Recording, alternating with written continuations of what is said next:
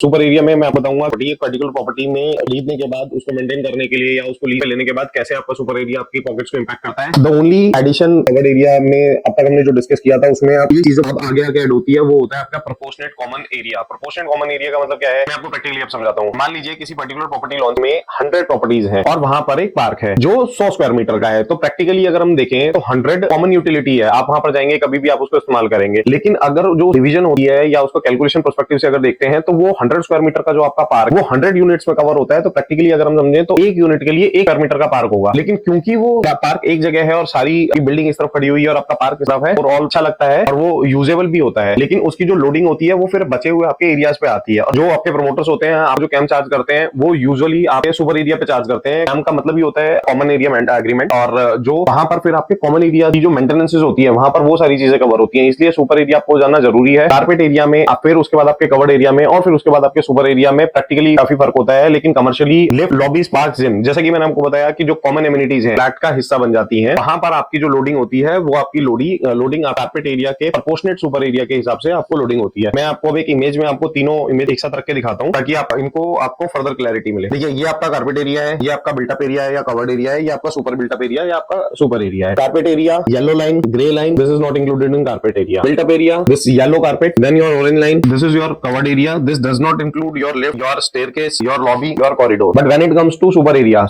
your again your yellow area, then your covered area which includes your orange wall, and then this image shows कि आपको proportionate देखिए charge हो रहा है। एक staircase है, जो लिफ्ट है और उसका कॉरिडोर है, ये सारी चीजें आपके सुपर एरिया में कवर हो जाती है।